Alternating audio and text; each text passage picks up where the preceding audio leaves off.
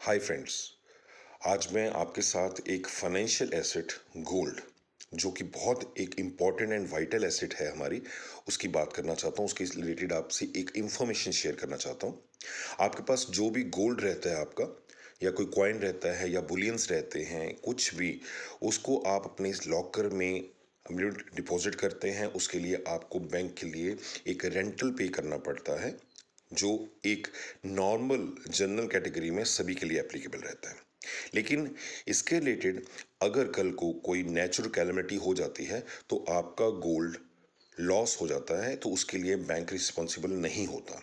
But in the case bank इसके लिए सिर्फ 2 to 3 लाख के लिए रिस्पॉन्सिबल होगा, अगर ये आपका गोल्ड किसी थेफ्ट में चले जाता है या बर्गलरी में चले जाता है, अगर बैंक में किसी तरह की थेफ्ट हो जाती है।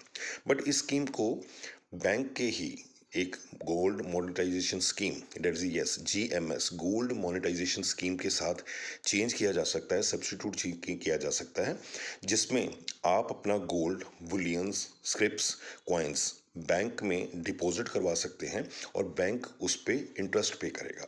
यस, आपको 3 स्कीम दी जाती हैं, 3 प्लान्स हैं इसमें, 1 to 3 years, 5 to 7 years और 8 to 12 years।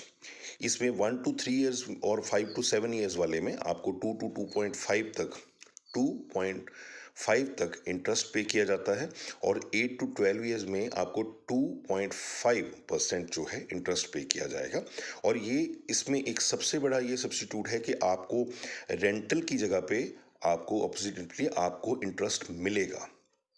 और ये एक लो क्रेडिट की स्कीम है, इसमें लो रिस्क इन्वॉल्व है। इसमें कम से कम आपको 30 ग्राम्स, ओनली 30 ग्राम्स का गोल्ड जो है बैंक में डिपॉजिट रखना पड़ता है। और ये स्कीम आप पे टोटली डिपेंड करती है कि आप किस ईयर्स तक आप इसको इन्वेस्ट रखना चाहते हैं। और इसमें कम से कम 30 ग्राम्स के साथ, गोल्ड के साथ, आप मैक्सिमम जो है, इसमें कोई लिमिट नहीं है, जितना भी आप इन्वेस्ट करना चाहते हैं रख सकते हैं।